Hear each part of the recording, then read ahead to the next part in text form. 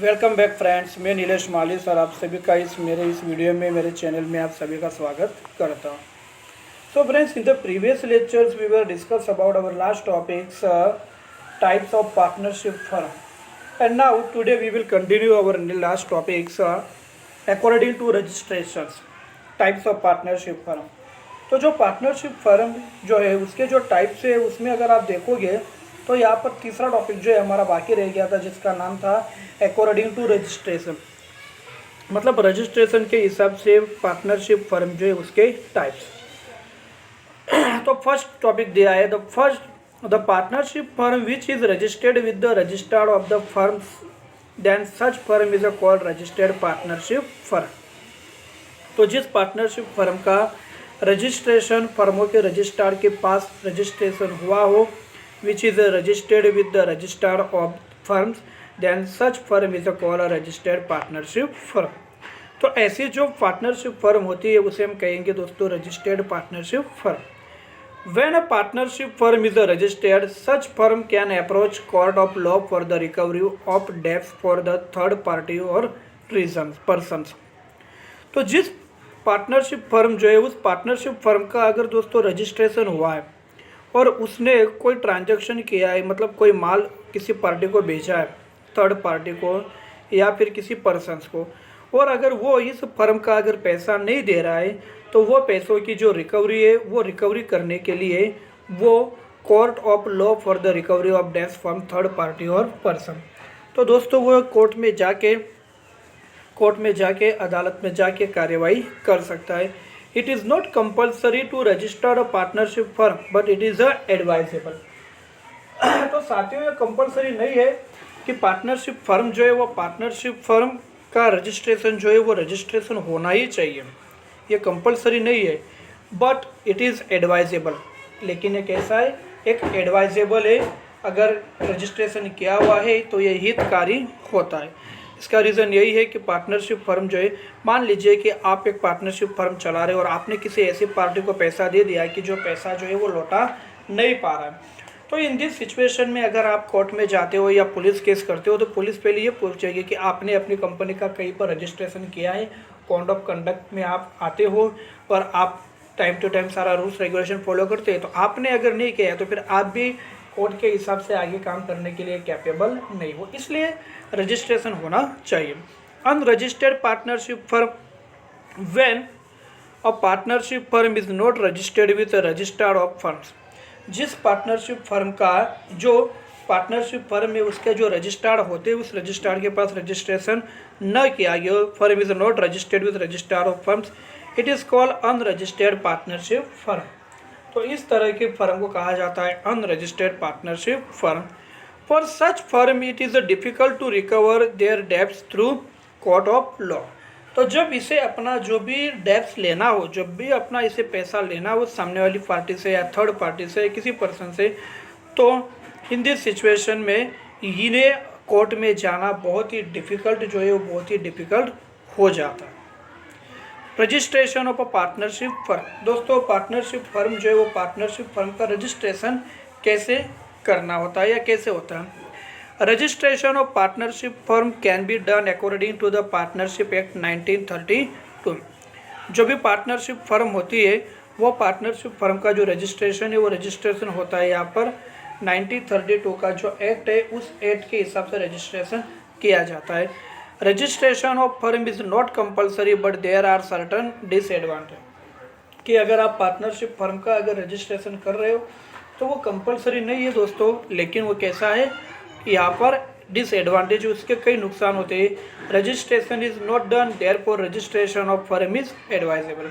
तो इसलिए कहा जाता है कि अगर आपने रजिस्ट्रेशन नहीं किया हो तो आपको रजिस्ट्रेशन कराना चाहिए, वो एडवाइजेबल होता है। The state in which the firm is situated, there is a registrar of firm which is appointed officer by the state government। जिस राज्य में फर्म को एस्टेब्लिश किया जाता है उस स्टेट का जो भी रजिस्ट्रार होता है उस रजिस्ट्रार में से स्टेट के द्वारा, स्टेट गवर्नमेंट के द्वारा एक ऑफिसर जो है वो ऑफिसर अपॉइंट किया जाता है for registration. Necessary information are to be filled by all the partners.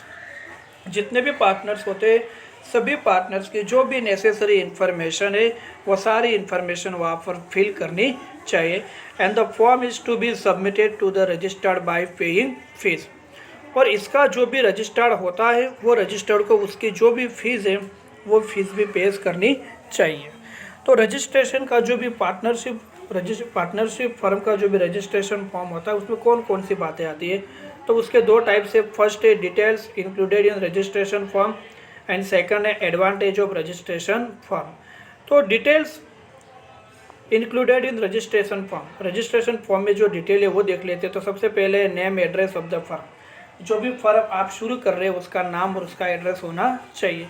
Branches of the firm, एक ही स्टेट में या एक ही सिटी में अगर उसके कुछ ब्रांचेस है तो ब्रांच के इंफॉर्मेशन होनी चाहिए। Name address and telephone number of partners, जितने भी पार्टनर्स वो पार्टनरशिप फर्म में रहेंगे उन सभी के नाम होने चाहिए, उनके एड्रेस होने चाहिए, उनका टेलीफोन नंबर होना चाहिए। कभी अगर कंपनी को कुछ काम आ गया किसी पार्टनर्स के यहाँ जाने के लिए तो name address and telephone number compulsory होने चाहिए। Date of admission of each partner, जितने भी पार्टनर्स जुड़ रहे हैं सभी पार्टनर्स की जो भी एडमिशन डेट है वो एडमिशन डेट भी उसके अंदर होनी चाहिए, मतलब कौन सा पार्टनर किस दिन उस फर्म के अंदर जुड़ा। The ratio of profit and loss of each partner, सभी पार्टनर जो है उन पार्टनर्स का जो भी प्रॉफिट है या जो भी लॉस है वो प्रॉफिट या लॉस की जो भी इंफॉर्मेशन या जो रेशियो है वो रेशियो वाद दर्शाए। जैसे कि मान लो किसी पार्टनर को 2% है, किसी पार्टनर को 3% प्रॉफिट है, किसी पार्टनर को 5% प्रॉफिट है, तो ये सभी बातें जो है वह इंडिकेट होनी चाहिए। Details regarding the Capitals of partners, सभी पार्टनर्स ने कितने पैसे भरे या कितने पैसों का उन्होंने इन्वेस्टमेंट किया है वो भी डिटेल होनी चाहिए। Duration of the partners, partner जो है वो पार्टनर कितने समय के लिए रहने वाला है। तो friends name and address of the firm से लेके ड्यूरेशन ऑफ द पार्टनर जो है ये सारी बातें जो है वो हमें रजिस्ट्रेशन फॉर्म जो है उसमें भरनी पड़ती है। After considering about the details register the firm and issue the certificate, तो ऊपर की जो भी डिटेल्स है वो डिटेल आप जैसे ही भरते हो तो जो भी रजिस्टर्ड होता है वो रजिस्टर आपको एक सर्टिफिकेट जो है वो सर्टिफिकेट वो रजिस्ट्रेशन करके आपको दे देता है। तो दोस्तों दूसरी बात है यहाँ पर कि रजिस्ट्रेशन अगर आप फर्म का कर देते हो तो उससे आपको क्या क्या बेनिफिट होते हैं। तो सबसे पहला बेनिफिट है for recovery of firm dues the firm can file a claim in the court of law. आपने अगर किसी को माल सेल्स किया है, किसी तरह से आपने फाइनेंस किया है और वो पैसा आपको नहीं मिल पा रहा है तो आप कोर्ट में क्लेम कर सकते हैं, उसके खिलाफ कोर्ट में आप फाइल जो है वो फाइल कर सकते हैं और कोर्ट के थ्रू आप पैसा ले सकते हैं। Partner of the firm can file in case in court of law against other partners और फर्म।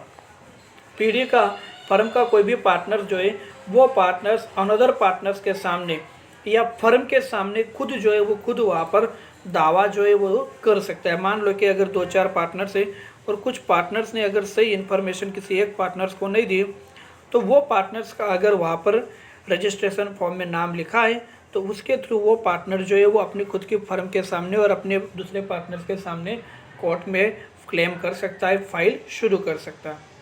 और partner can demand justice from the court of law for his rights and shares. किसी partners को partner बनते समय कुछ share कुछ अलग कहे हो, उसके राइट्स कुछ अलग दिखाए हो और पार्टनर बनने के बाद उसे कुछ अलग दिखाए तो वो अपने खुद के कंपनी के सामने जस्टिस के लिए, न्याय के लिए और अपने राइट्स जो है और अपने शेयर जो है वो शेयर या राइट्स के लिए भी वो कोर्ट में जा सकता है। The retiring partners by giving notice to public can free himself from his liabilities.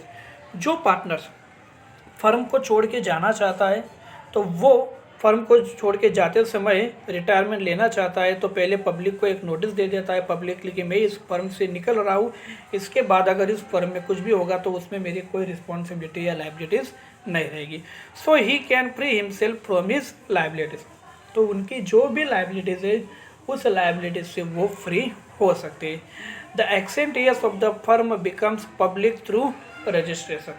और फर्म का रजिस्ट्रेशन करने के बाद वो पब्लिकली अगर देखोगे तो फर्म के एक्सेंटियस के बारे में उनको जानकारी मिलती है। तो इस तरह से बहुत सारे जो बेनिफिट है वो बेनिफिट यहाँ पर पार्टनरशिप फर्म जो है वो पार्टनरशिप फर्म के द्वारा होते हैं और इतने सारे जो इन्फॉर्मेशन है वो डिटेल्स जो है वो डिटेल्स पार्टनरशिप फर्म जो है वो पार्टनरशिप फर्म में शो करनी पड़ती है। याद रहना दोस्तों, 1932 जो है 1932 जो है वो 1932 में ये लॉ जो है वो लॉ बना हुआ था पार्टनरशिप फर्म का। सो फ्रेंड्स, इस तरह से हमने आज पढ़ा पार्टनरशिप फर्म जो है वो पार्टनरशिप फर्म का फॉर्म कैसे भरा जाता है, उसके अंदर क्या क्या डिटेल्स भरी जाती है, और अगर आपने पार्टनरशिप फर्म जो है वो पार्टनरशिप फर्म का अगर रजिस्ट्रेशन कर दिया तो उसके द्वारा आपको क्या क्या जो एडवांटेज है वो एडवांटेज मिलते हैं। दोस्तों मैं तो ये चाहता हूँ कि जो भी फर्म शुरू करें उसका लीगली रजिस्ट्रेशन होना चाहिए, क्योंकि जब आप खुद बाज़ार में घूमोगे, मार्केट में घूमोगे, तो आपको पता चलेगा कि मार्केट में से बहुत सारे पार्टीज़ हैं जो माल सामान ले लेते हैं, गुड सर्विस तो ले लेते हैं, लेकिन जब पैसे देने की बारी आती है तो वो पार्टी जो है वो उठ जाती है। तो इन दिस सिचुएशन में आप कोर्ट के थ्रू अपना सारा पैसा जो है वो रिकवर कर सकते हो। तो दोस्तों अगला टॉपिक जो है वो है इसमें पार्टनरशिप डीड। पार्टनरशिप डीड का मतलब होता है साझेदारी का करार पत्र, मतलब कि जो आप पार्टनरशिप फर्म चला रहे हो उसका एक करार होता है और उस करार की सारी बातें इसमें शो की जाती है। तो फ्रेंड्स, इस टॉपिक को हम लोग अगले ऑनलाइन वीडियो में या फिर हमारा जो नेक्स्ट वीडियो रहेगा उसमें हम पढ़ेंगे। तब तक के लिए गुड बाय, थैंक यू।